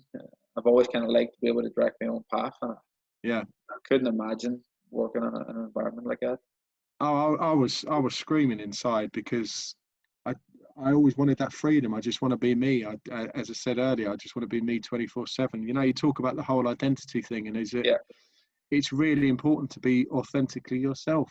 And there's nothing more free and blissful and liberating than doing and being that. And it's amazing what you can achieve when you're doing that physically, mentally, through work, and if you're doing everything for the right reasons. And just being you. And I think so many people out there aren't, unfortunately, for whatever, playing safe, I suppose, staying in a comfort zone, behaving how they think they should be behaving to be in the world that they're in. Be accepted. Everybody wants acceptance, don't they? Yeah. And it's a part and part of our psychology, and from an evolutionary psychology point of view, it was part of survival. To be accepted was to survive, because your tribe had to accept you in order to look after you. Yeah. And on your own, you died. Which is not really strictly speaking true anymore. Although I do think we're better in numbers generally. I think we're better to help each other out. But yeah, the whole herd. There was another study done actually. there's 3 lines, A, B, and C, and 2 of them were the same size, and the other one was shorter. And they were at this. There were people brought in. There was a psychological study where people brought in and were asked which line was the shorter line, and C was the actual shorter line. And people would say C, but then everybody else in the room would say A. Yeah. And the person would change their answer before handing it in from C to A because everybody else said it. So and that had a really high percentage. Can't remember the exact one, but that had a very high percentage. So we're very much ahead in how we. Definitely. I had another sort of funny experience in corporate again. Is so we had what we call a people day. They call it a people day, where you get everyone together. There was how many of us? There was probably 100 people at a conference, and I was I second senior in the room? Yeah, I was second senior in the room. So my boss was there, but I was senior to everybody else in the room. And there's a reason why I say that. Because at one point we're in a hotel, and we were asked to come out into the hall of the hotel, big long hall. And it was, there were 2 lines, like similar to what you were saying. And it was, what was the question? The question was, are you energized? Are you energized when you're surrounded by people, right? Are you a people person, right? And so it was a yes or no answer. And you stand in this line if it's yes, that line if it's no. I was one of the few people who stood in the line that was no. And it was a real dilemma, because it was like, do I tell my whole team that I'm actually not energized being around them, or do I authentically answer that question? And I thought, fuck it, I'm just going to answer the truth as I always do. And I don't know, my boss probably looked upon that in a certain way. You've just told the whole room, all of your staff, that you're not energized, And my job was to go around to stores and G them up and energize them and all that carry on. Yeah. But you know what? Fuck it, and it's that sheep mentality, isn't it? Do you follow? Or I mean, if your boss had been in any way smart, I think he could have looked at that from a very, easy standpoint. If you're going around and jazzing up all these people, in all these different stores, then where's that energy coming from? It's coming from you. Yeah. So, of course, you're not going to be energized by being around people, because you're not receiving it. You're giving it out. These people are coming up with you with problems and moaning and groaning and all the rest. Then you're having to dish out all this energy to help them. Yeah. Of course, you're going to feel drained. I mean, he should have been looking at that and thinking about how he could revamp your energy and bring you back up so that you could do your job properly. Yeah, I'm trying to remember where he stood. Oh, he definitely stood on. Yeah, he definitely stood on the side that he was energized by people. So, yeah, it's just yeah, man, it's one of them things, isn't it? Yeah. Yeah. Where do you feel exercise fits into the whole structure? Which structure? Like, just generally, I know you mentioned the 2, and whenever we talked, you've not really come from a fitness background as such. You're not a fitness trainer, personal trainer. You're a results coach, like you said. Yeah. Where do you feel that exercise fits into it all then, for you or your clients? Yeah. So for me personally, I would say exercise is more than 50% of my makeup. I love it. I personally love it. And I think, as I said to you before, the mental side is as very much as the physical side. And it turns out, like when I follow people like Goggins, it turns out I'm one of the few people that, well, put it this way, right? I put on his video of this 45-minute workout, and it's fucking hard. I put the video out there online, and I set out a challenge, and I said to everybody, give it a go. Only a handful of people came back to me, and I think only one has said that they got to the end of the 45 minutes. So my point is, with exercise, is there's a point where he says, does he mimic the audience? He doesn't mimic them. He's got like 20, 30 people working out around him trying to keep up with him, and he says something like, "See, there you go. The pain starts now. What you gonna do? What you gonna do when you look at yourself in the mirror?" Yeah. And whatever it is, when he said that, my fucking switch went on, and I was like, right, bring it, yeah. And since he did that 5 weeks ago when I first played it, and I'm now saying I need to match him. I need to. What I do on the workout, I watch where his hands is. So when he's doing the old what do you call them? What are they called? Star jumps. The star jump things. Yeah. The only way you can try to mimic for me is to watch where his hands are. So I try to keep my hands where his are all the time, because otherwise you're just out of sync, and you're not. Are you really going as quick as him? Probably not. So that's what I try to do. So with the exercise thing, then I just love the challenge. I love it's not pain, it's the challenge. It's the to push through that barrier. The what if thing. Can you do more? What if I could do more? What if I can beat that person? But it's not about essentially beating them. It's about having a target to push myself that little bit further than yesterday or the week before. And so in terms of my sort of daily routine, it's always first thing in the morning. It's part of the morning routine. Do a bit of meditation first thing. I like that. That sets me up, because the head can be a bit crazy at times, can't it? You know, when you've got so much shit going on, you know, you go off the head a bit. So that's my leveler. That's the first leveler. Because otherwise you can go off a bit mad. Like if you go straight into exercise, you're fucking, you know. So I do that first. That's the leveler. And then, it's exercising. You know what? I'm an older guy. I'm 47, 48 now. And I like to vary it, is what I do. So I try to do this every day. But then the other days, I'll do the chin-ups. I'll do a bit of plank, bit of press-ups. I'll go out on the bike, the push bike. But what I will say, I'm still testing or measuring. Yeah, I'll still try to do more than so many kilometers per hour, or do more push-ups or press-ups or chin-ups. And so it's the physical, it's the mental side, it's the pushing through barriers, it's the challenging yourself, it's mimicking those physical challenges to the rest of your life as well. You know, the connection, isn't it? Yeah, through the 16 months of self-discovery, if you want to call it that, I've done all sorts. I've done 4 Tough Mudders, half marathon, skydive. We talked about, did the charity boxing last year, 8-week challenge, eight weeks training, and then jump at a ring with someone who was half my age. And it was interesting, put it that way. I would say I smashed him on conditioning. Funny enough, out of all of it, you know, he was the younger guy, and in theory, you would say that his organs and his makeup should have been in better shape than mine, but it wasn't. And then now this latest one is jumping in the cage in it, 8 weeks training and jumping in the cage for charity.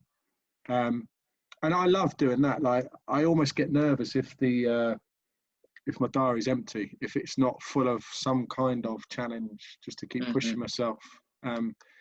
Do I go mental with it? No, because my worst fear or concern is getting injured. I'm a nightmare when I get injured. As it should be, to be honest. I mean, we had another guest on earlier this week, and the one thing that's going to knock your training progress in the head is injury. Yeah, that's the number one problem. Yeah, so that's where it is for me personally, and then it makes it very easy for me to motivate other people into exercise, diet, nutrition, etc.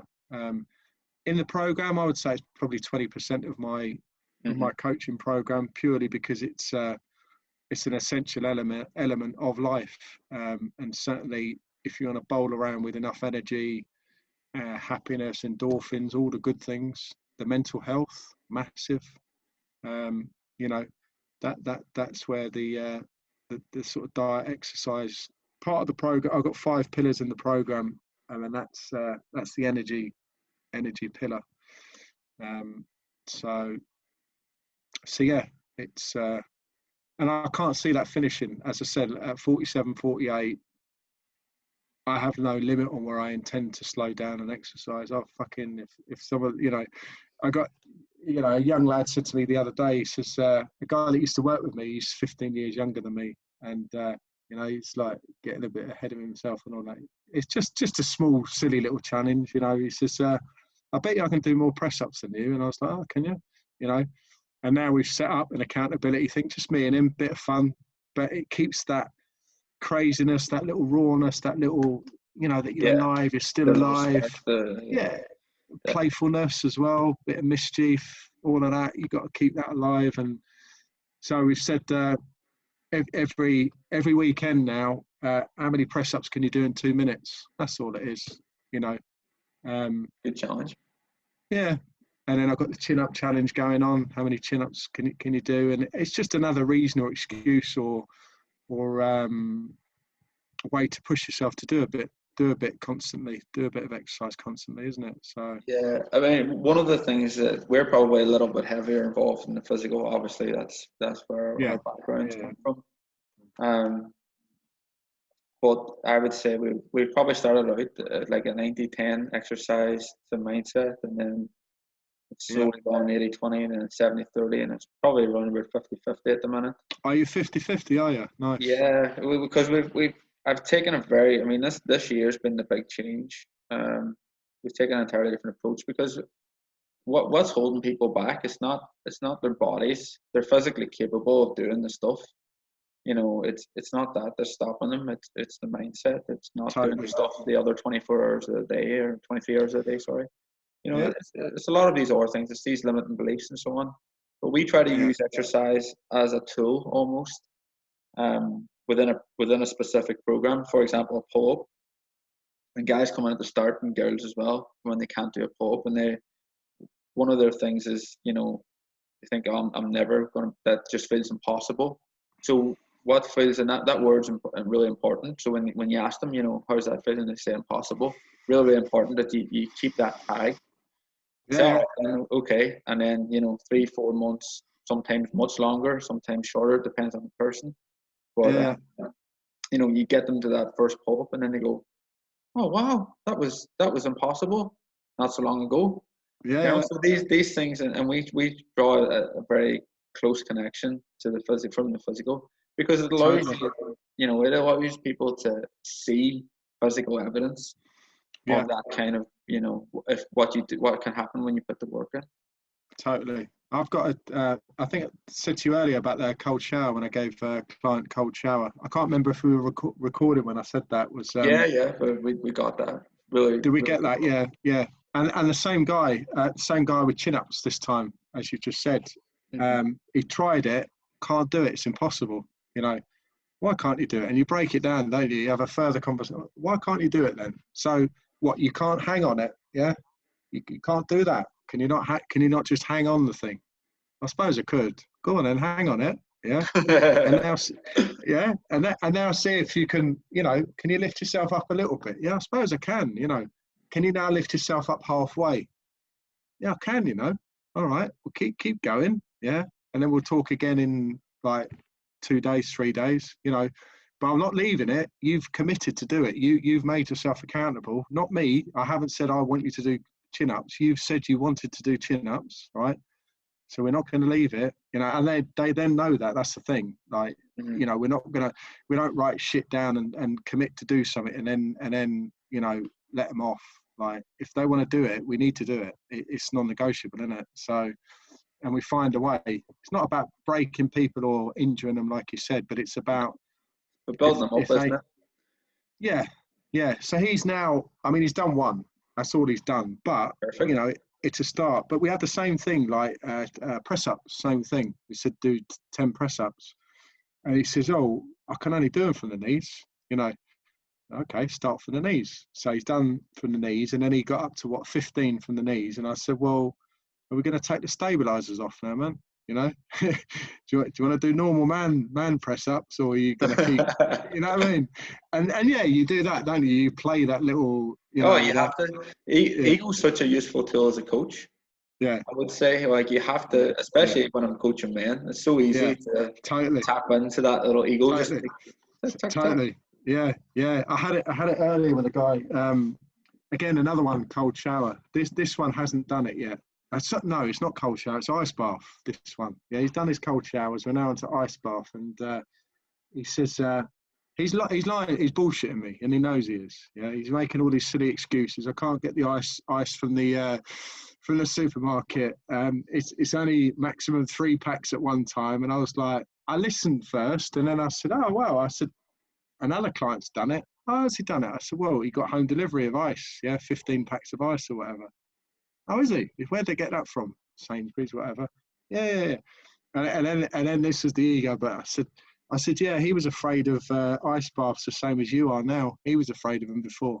What do you mean I'm afraid? I'm not fucking afraid. he said,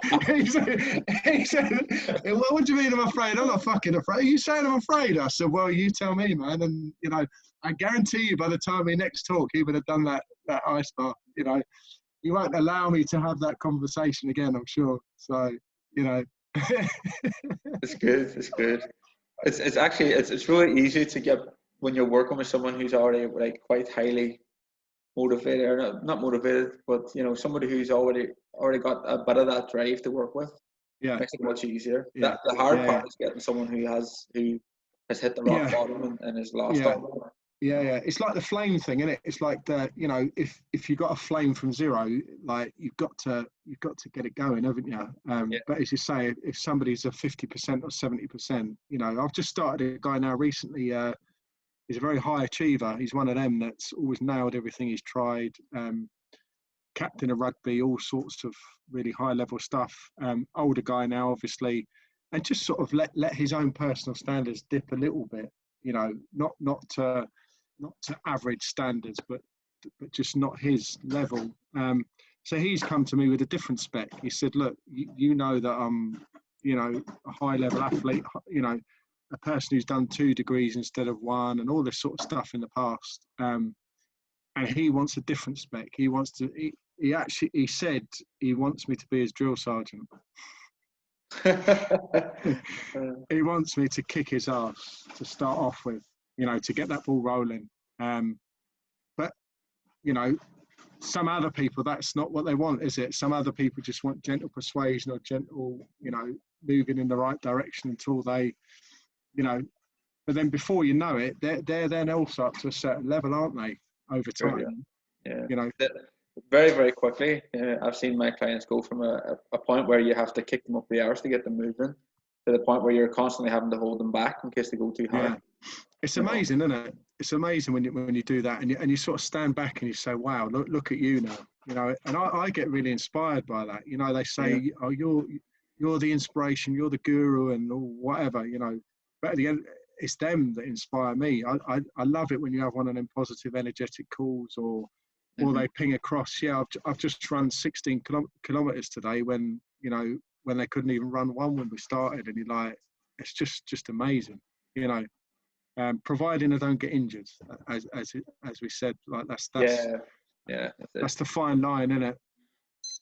Definitely. Yes, interesting. So what's next for you, bud? What direction are you going in? Me, the mix is fine. What I'm doing, I would say, in terms of like exercise versus mindset and all of that stuff. I don't intend to put more exercise or anything like that into it. What I'm doing at the moment is refining the program and what I'm doing and just making it better, you know, continuously reviewing it, making it better over and over and over as I've got the clients coming through. Intend to stick to one-to-ones for the foreseeable because I love it. I love that one-to-one interaction. And I actually love doing the journey with the client, you know, shoulder to shoulder, side by side, hearing their quick wins when they're down or when the shit's hit the fan. Let's deal with it. Let's discuss it. I've been there. You know, let's do this. So that's my immediate mission at the moment. That's what I love, and that's what enthuses me. You know, and as I said, I left corporate due to lack of fulfillment myself, or having that flame or having that enjoyment. So that is a big non-negotiable for me. Groups maybe in the future, you know, I might start a group alongside eventually, and see how that rolls. Beyond that, definitely intend to write. I need to write a book, man. I have to write a book. I've started putting stuff together. I think my personal story is amazing. I do. I'm going to be biased anyway. You know what I mean? No, I think though, Yeah. what amazes me, why I started this podcast actually, is something similar to what you've just said. Yeah. I think that there's so many fucking amazing stories out there that don't get aired because they just don't have the right contacts or whatever it is. But Yeah. we have technology now that just makes this whole platform available to anyone. And I see, great podcasts. Like I watch Joe Rogan a fair bit, and I've seen other fantastic podcasts. But it's all famous people, they're all millionaires, or they're special athletes or whatever. But actually, there's amazing stories. People in this gym, there's amazing stories from people in this gym, and I hear them all the time, and it's absolutely inspirational. And they should tell people, and it could help millions of people just hearing that Totally. story. I've got another podcast next week. This guy is turns out we're all about. We chatted for a while, and he said courage is the word. Yeah. I want to talk all about courage. Just having that courage to fucking take that leap of faith, take that change. Not be afraid of change. Try something. Get out your comfort zone. I mean, what I would say in the 16 months since I left corporate, I don't know what I do know what the comfort zone is. The comfort zone is anywhere away from my old comfort zone. I'm outside my comfort zone 24/7 now. All of this face-to-face stuff is not. I'm actually quite an introvert person by nature. I really am. I was a quiet guy at school and all of that. So, before we did this, if you remember, I said, "Are we doing video or not?" Because I needed to consider that because I'm not a massively sociable person who's out there, and I'm really glad. I mean, I picked it up, but I'm really, really glad. I wasn't going to talk about it myself. It's not for me to say it, but I'm really glad you mentioned it and did say it, because again, that's a very good sign of strength that you're able to show that. Yeah, I do have some of those vulnerabilities and so on. Yeah, Fantastic. yeah, good. And do you know? Genuinely, I had to build myself up. That's the honest truth.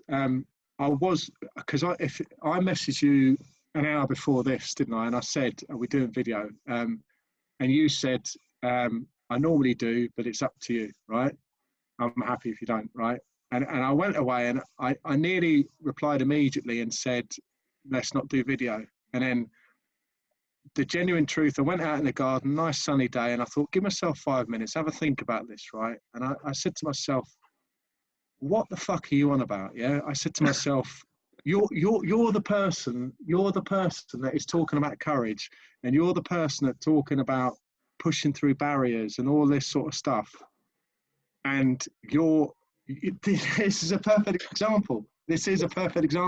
You're gonna pussy out of this. You're gonna sit behind and just verbally talk to the guy, and you're not gonna do a face to face with him. What are you afraid of? And I did. I put myself through the freaking motion and tools that I do with my clients. You go through that whole process. Really think about this. Can you genuinely get across your point and your energy and your personality, without doing a video? And then genuinely, the hack that I used is what I tell advise the clients to do. I went for a fucking cold shower 10 minutes before we got on, and I did my affirmations in the shower,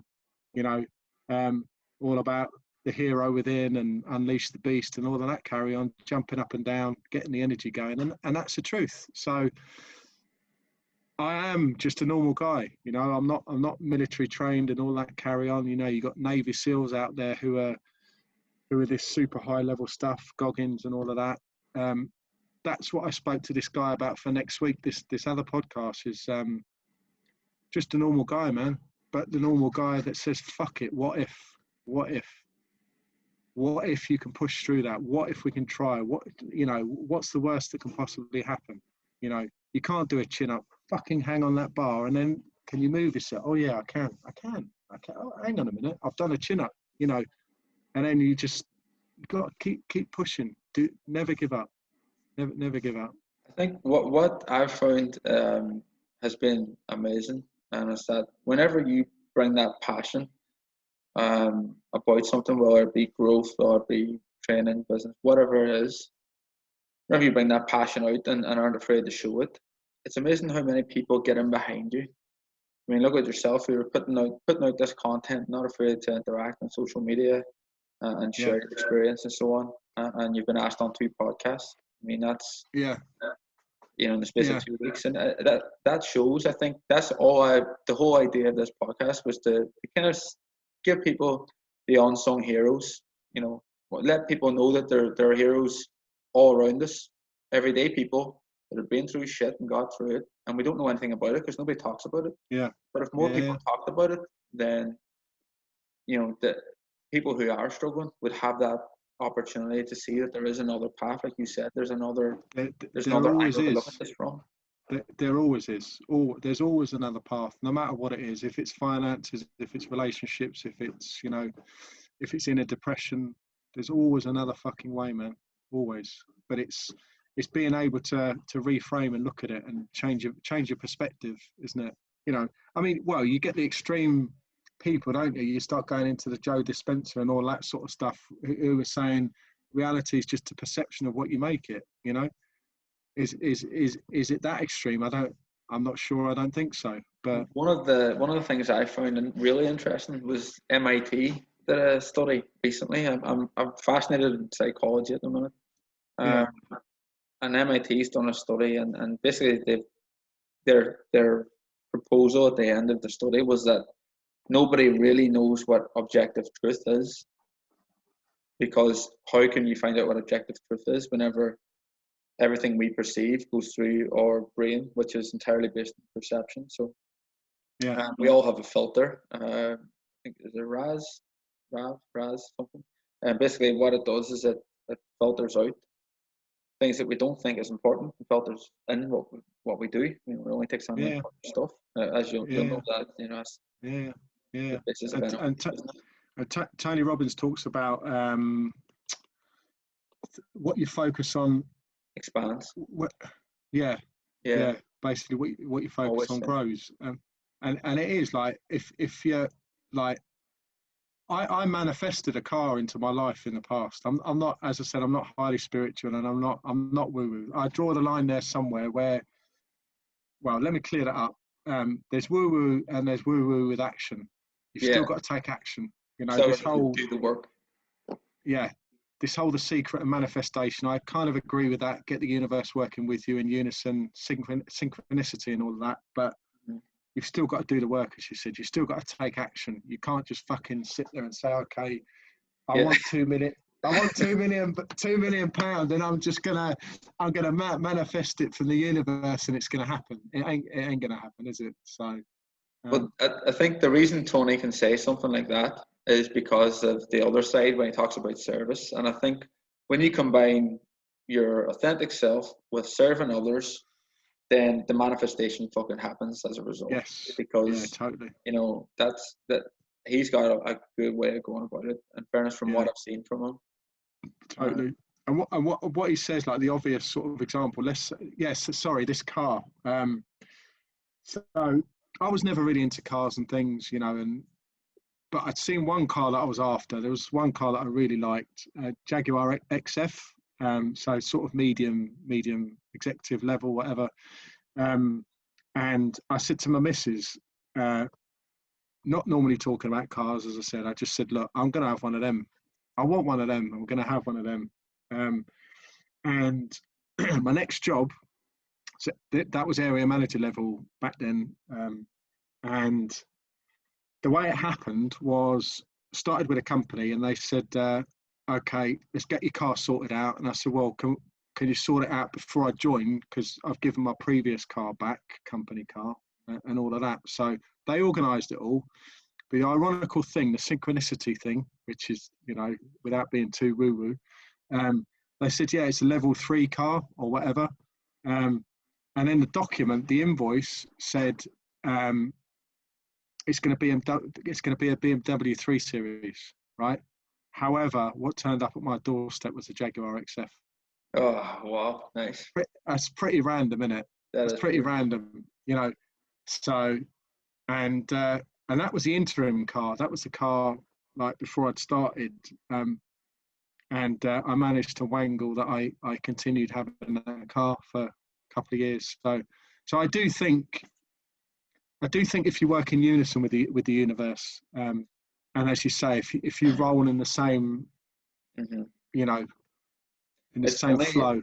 I'm gonna. There's a time when I've done exactly that. Only it was a motorbike. I manifested, but my dad was the best I've seen at this. So when my dad was 18, now I'll not go into it, but he he had very little at 18. He had a lot taken away from him when he was 15, and he didn't have anything at 18. But he met my mum at 18, and he stood in my granddad's back garden. And at the time, there was a farm up above my granny and granddad's house. And he said to my granny and granddad one day when he was 18 in the kitchen, he says, "That's going to be my house someday." And it was a big house, loads of land around it. It was a farm, it wouldn't have been cheap. And he had no job, no nothing at the time. My mum was still in school and whatever. And he says, "That's going to be my house someday." And everybody laughed as they would do. You know, Yeah, it's now his house, and has been since I was 3 years old. And he he built the house, right? But it was a little bungalow, and there was an old barn out the side. So now he tumbled the barn and built this granny flat and jacuzzi area, fucking pool table and bar, a gym. nice, He nice built man. this whole setup, and it is incredible. It's a great house, like, to be fair. And Yeah, and then the house itself, he built another house on top of the house and left the bungalow on the inside. Basically built an extra floor up. He turned like a three bedroom bungalow into like a 6 bedroom 2 story.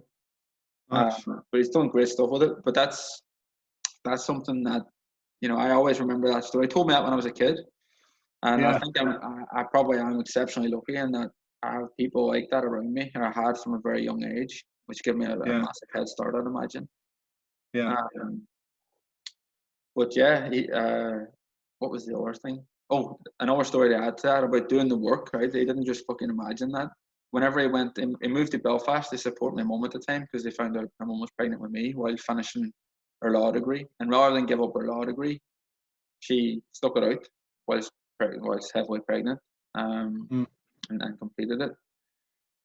But my dad then he says he started off on one end of the street and there was a few building works going on in the street, and it was big long streets in Belfast. And I'd walk in to each of the sites. He was a builder, and he said, "Can I get a start?" And they said no. So he walked the whole way up the top of the street, and they said no, all of them. And then he walked right back down and went into each one again, and they said no again. And then he turned and he walked back up again. So 4 times. And on the fourth one of the sites gave him a start. And it was just the guy just says, "Well, fuck, I'm not going to get fucking rid of you today, am I?" And he says, yeah, "Yeah." yeah, yeah, yeah, yeah, And that's, yeah, yeah, one of them. It's one of them stories that stuck with me from a young age. I yeah, think it's yeah, it's all yeah, true, and people tell that stuff and probably make stories like that up, but that's all real. yeah. Do you So know, I'm pretty lucky. even my clients as well, like quite often what happens, um, I've had it a few times where people will come out of the middle of nowhere. I never thought I've interacted with them, right? But it turns out that they've been into my stuff for, I don't know, 6 months, a year or whatever. And then they'll come out of the blue, without me necessarily reaching out to them. Um, and, so it's that thing that, and you don't always see it in front of your face. You just keep doing your thing, stay on your path, keep sticking with it, stay authentic, as you said, and then things happen in the background. This is where as I say, Hmm. where I think the universe works in the background, and things are bubbling and happening in the background. And they do come to you, I would say, and it's that thing, never give up, like we were saying earlier, that just keep Definitely. fucking doing it, man. Keep going. The Keep Sorry, go doing ahead. you, innit? Keep Yeah, doing you, innit? exactly, Just man. keep doing you. Exactly. With Yeah. the motorbike one, this is actually a funny one because I wanted to get this motorbike that kind of looks like a baby Harley. It's a 125, but it looks like a Harley, and I like the look of it. I thought, yeah, that's the one. I checked the price, and I thought, oh, for fuck's sake. I've got 2 young kids. I thought, I don't think it's it's wise to spend that money on a motorbike, and I've got a business to reinvest in and whatnot. So I didn't. I didn't get it, and I bought myself a much cheaper one, which was fine. It was a perfectly good bike and all the rest. 10 days later, I bought it before Christmas as a Christmas present to myself. And 10 days later, I crashed the bike, wrote the bike off. Well, a van pulled out in front of me, so it wasn't at fault or anything. But wrote the bike off, and the bike totaled. And I managed. I said the guy was completely at fault, and they ended up by turning around and he said, I'll sort it out if you don't want to go through insurance. Now I could have been an idiot about it and said, I'm going to push for insurance, and I probably could have taken them to the cleaners really, because I come off with a swollen knee and stuff like that, and it was a pretty bad smash. So I probably could have taken off the whole thing and done the whole mental health thing, but I thought it's not my style at all. I probably would have taken a year and a half to get the money anyway, and it's just I didn't feel like I wasn't scared to go on the road again and all that nonsense, and you can say all them things, but anyway. We settled on an amount, and I thought, you know what, I want to get that fucking bike. And within 10 days, I had the right bike, the one that I should have got in the first place. Yeah, ended cool. up having it. Yeah, definitely. It's I saw a phrase the other day about it's here somewhere. I have all my motivational shit in front of me. Never give up.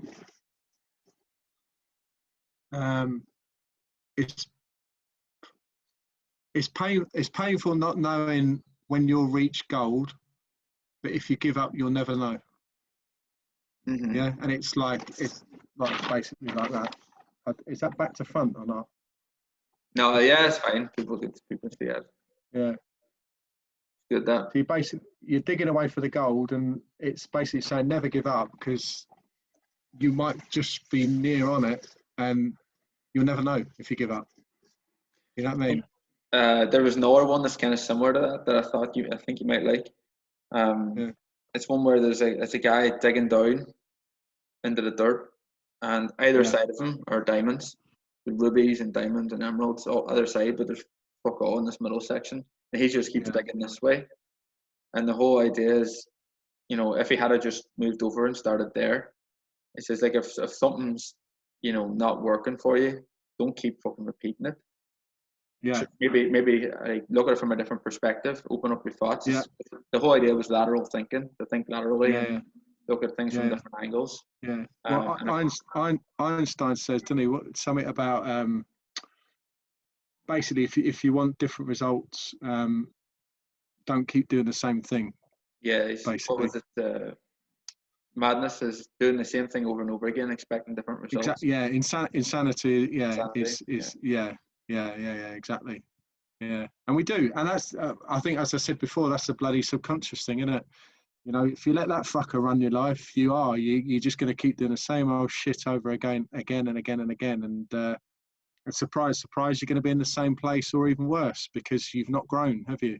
You've just continued, you've just done the same thing over and over, So, yeah, interesting. Oh man, that was a great talk. I think what we were supposed to be an hour, was it? It was. What's it been? Has it 2 been hours, 2 hours? Is it? 2 hours 20 minutes.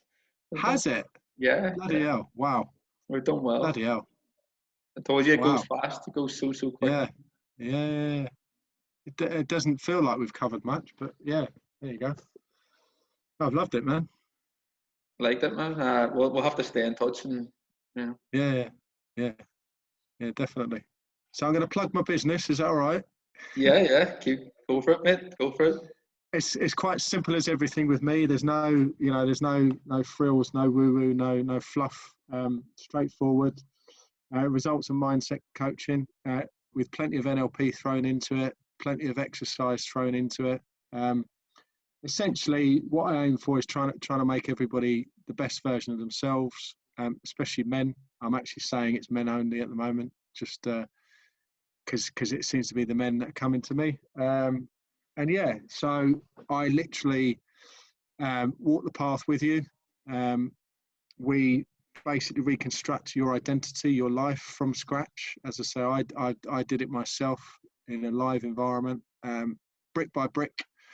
Got all the tools and hacks in place. The program is called Ember.